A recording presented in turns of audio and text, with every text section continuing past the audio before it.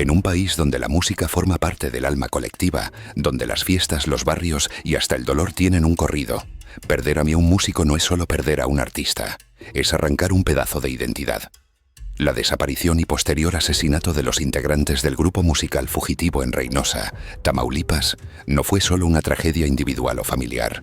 Fue una sacudida al corazón de toda una comunidad que aún intenta comprender por qué la música, esa que tantas veces sana, fue esta vez silenciada por la violencia. 5 músicos, 5 trabajadores, 5 historias interrumpidas de golpe. El 25 de mayo, al aceptar lo que parecía otro contrato rutinario para tocar en una fiesta privada, los integrantes de Fugitivo abordaron una camioneta negra sin imaginar que aquel sería su último viaje. Para ellos, la noche pintaba como tantas otras. Afinación de instrumentos, risas nerviosas y, una vez más, el intento de ganarse la vida haciendo lo que sabían hacer mejor. Pero esta vez no hubo escenario ni luces, solo un terreno baldío y el eco sordo del silencio.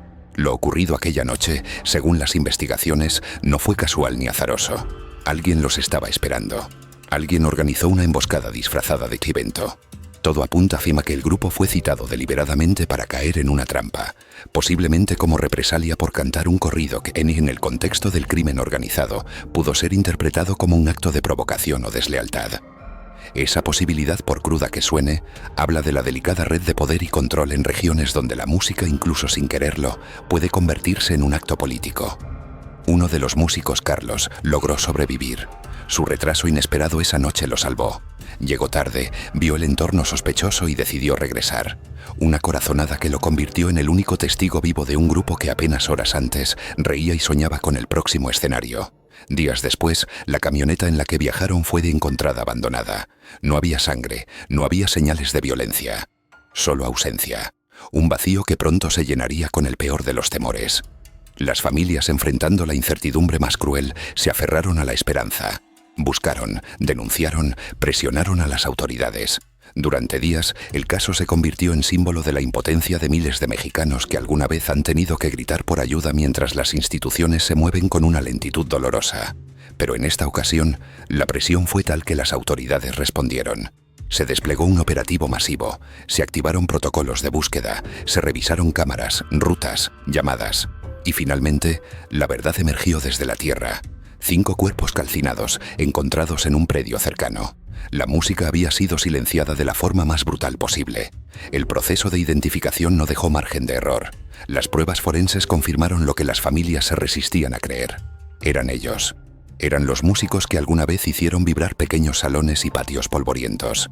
El hallazgo no solo puso fin a la búsqueda, inició otra etapa, la exigencia de justicia. 9 personas fueron detenidas. Las investigaciones apuntan a una célula del Cártel del Golfo, particularmente la fracción conocida como los Metros, como los autores materiales e intelectuales del crimen. Las autoridades se han comprometido públicamente a esclarecer lo ocurrido, a continuar las investigaciones y evitar que el caso quede impune.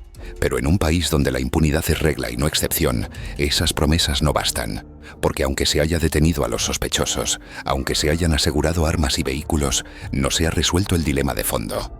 ¿Por qué se permite que artistas, trabajadores y ciudadanos sean asesinados por ejercer su oficio? La tragedia de Fugitivo no es un hecho aislado. Es parte de una realidad sistemática donde los músicos, sobre todo en regiones controladas por el narco, están expuestos a códigos no escritos, a reglas impuestas por poderes invisibles. En estos lugares, tocar una canción puede significar traición, y a veces una melodía puede costar la vida.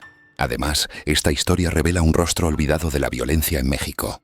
No solo se llevan a quienes están en los márgenes del crimen, sino también a quienes intentan vivir dignamente. El grupo Fugitivo no tenía millones de reproducciones en plataformas digitales ni contratos con disqueras internacionales. Eran músicos del pueblo, de los que animan bautizos, quinceañeras y fiestas patronales. Su crimen fue existir en el lugar y momento equivocados. Su tragedia, ser percibidos como enemigos por los dueños de un territorio que debería pertenecerle a la ciudadanía, no a los cárteles. Hoy, la comunidad musical de Tamaulipas y del país entero está de luto, pero también en pie de lucha, porque no se trata solo de llorar a los que se fueron, sino de exigir condiciones para que otros no corran la misma suerte. La música, por definición, es resistencia, es memoria. Y aunque hayan querido callarlos, el eco de su arte, de su lucha por vivir de forma honesta, sigue sonando. En ese eco vive una exigencia clara: justicia. No solo para ellos, sino para todos los artistas que día a día desafían el miedo y salen a cantar. En cada nota, en cada verso, en cada acorde que aún se escucha en las plazas y callejones del país, resuena también un grito silencioso: que nadie más desaparezca por hacer música. Pasaron los días, luego las semanas. El polvo comenzó ahí a sentarse, pero la herida seguía abierta. Las redes sociales se llenaron de homenajes, de canciones que ahora dolían, de imágenes de 5 rostros que ya no volverían a sonreír. La comunidad musical, dolida y sacudida, rompió el silencio. Artistas de todo el país, conocidos o no, comenzaron a contar lo que hasta entonces solo se murmuraba en voz baja: el miedo de subirse a una camioneta para ir a tocar, la angustia de no saber si regresarían. Porque lo que le pasó a Fugitivos no fue un hecho aislado, fue el eco de muchas historias parecidas, de músicos desaparecidos, agredidos, extorsionados. Gente común que se volvía blanco, no por dinero, no por fama, sino por estar en el lugar equivocado, tocando la canción equivocada ante los oídos equivocados. Porque en algunas partes de México, una melodía puede costarte la vida. En Reynosa, la familia de los 5 músicos intentaba reconstruir lo irreparable. Las casas se llenaron de velas, de luto, de una tristeza espesa que flotaba en el aire. Las guitarras quedaron colgadas en las paredes como reliquias de una vida que ya no volvería. Los vecinos se acercaban con flores, con lágrimas, con palabras torpes que no alcanzaban a consolar. Nadie sabía qué decir. ¿Qué se dice cuando la música muere así? Los entierros fueron privados, custodiados. Los medios pedían acceso. Pero las familias, agotadas y rotas, pidieron silencio. Ya había suficiente ruido allá afuera. Ellos solo querían despedirse en paz. Mientras tanto, en los despachos oficiales, la investigación seguía su curso. Las autoridades, presionadas por la opinión pública, prometieron resultados, castigos, justicia. Hablaron de operativos, de detenciones, de pruebas irrefutables. Pero en el fondo, todos sabían que no era suficiente. Porque los responsables materiales, los que apretaron el gatillo o encendieron el fuego, pueden estar tras las rejas. Pero los que permiten que esto pase, los que miran hacia otro lado, los que negocian con el crimen desde una oficina con aire acondicionado, seguían ahí, intocables, invisibles, poderosos. El caso Fugitivos se volvió símbolo. Las madres de los músicos, unidas por el dolor, comenzaron a aparecer en marchas, en foros, en entrevistas. Se convirtieron en voceras de una causa que no habían pedido, pero que ya no podían soltar. La lucha por proteger a los músicos, a los trabajadores del arte, de la violencia criminal. Mi hijo no era criminal, era músico, trabajador, honesto. Solo fue a tocar. Repetía una de ellas con voz firme ante las cámaras. Y ese reclamo simple y brutal comenzó a calar en la conciencia colectiva. Porque todos entendían que aquello podía pasarle a cualquiera. A tu hermano, a tu primo, a tu hijo. En Reynosa y en otras ciudades de Tamaulipas, muchos grupos musicales comenzaron a cancelar eventos. Algunos decidieron no tocar más corridos. Otros directamente dejaron de trabajar. El miedo era más fuerte que el hambre. Y la música comenzó a desaparecer de las calles, de las plazas, de las fiestas. Porque después de lo que les pasó a Fugitivos, ya nada sonaba igual. Los investigadores, por su parte, seguían conectando piezas. Uno de los detenidos, un joven de apenas 22 años, rompió el silencio. Confesó, con frialdad, que él solo había recibido órdenes, que la fiesta era un señuelo, que el grupo había sido marcado por cantar el corrido equivocado en un lugar donde las lealtades no se perdonan. La canción en cuestión, El dueño del palenque, no era nueva, ni particularmente provocadora, pero al parecer había sido interpretada semanas antes en un evento donde miembros de una facción rival estaban presentes. Y aunque los músicos no lo sabían, aquella noche firmaron sin saberlo su sentencia de muerte. Fue un mensaje, dijo el fiscal en una conferencia posterior. Los asesinaron como escarmiento, como advertencia para otros músicos, para que aprendan a no miding no meterse donde no deben. Pero ¿cómo se supone que un músico sepa eso?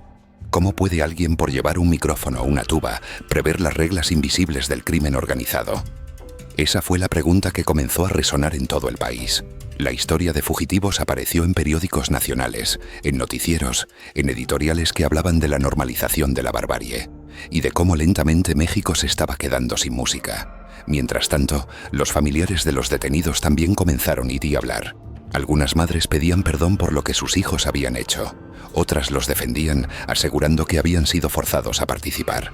Una en particular, con el rostro cubierto, dio una entrevista que se volvió viral. Mi hijo no nació asesino. Lo hicieron asesino. Lo reclutaron cuando tenía 15. Le prometieron dinero. Lo amenazaron. ¿Qué podía hacer? Ahora va a pagar, sí. Pero ¿quién paga por haberlo perdido desde niño? La complejidad del horror se hacía evidente. No había blancos ni negros, solo grises profundos y dolorosos.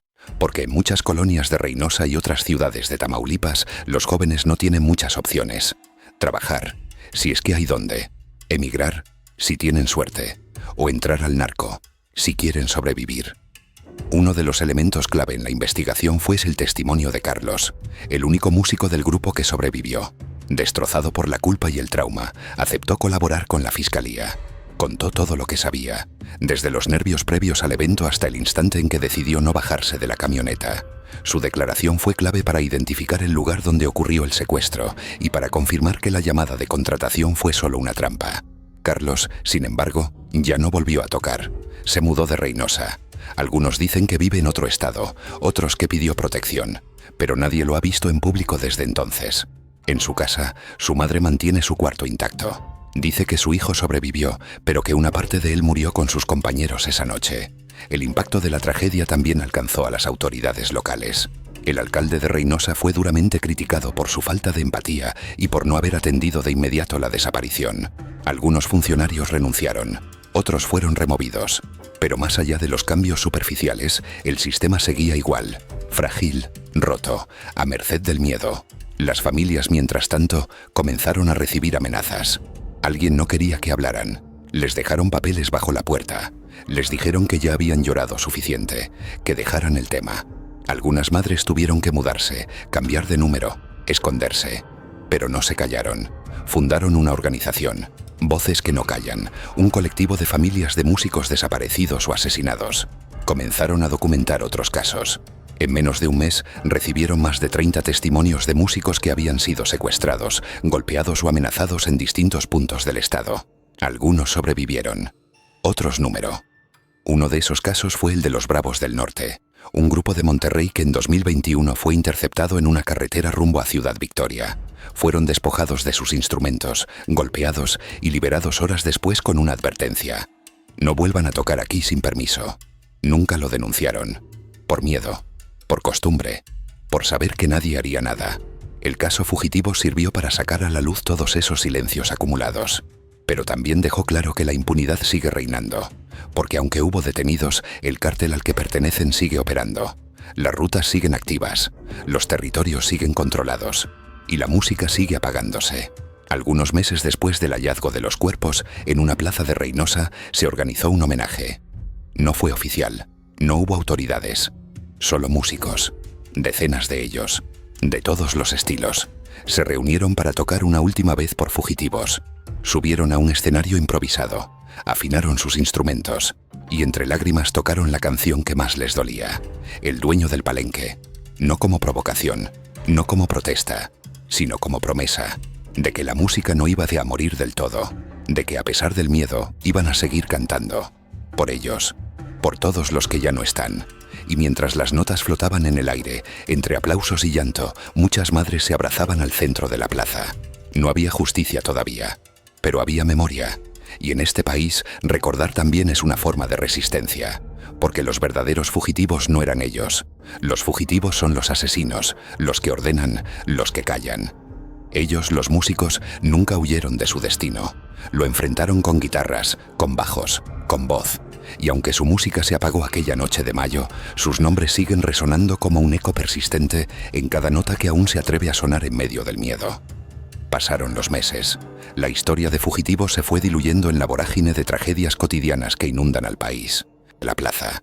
No había justicia todavía, pero había memoria.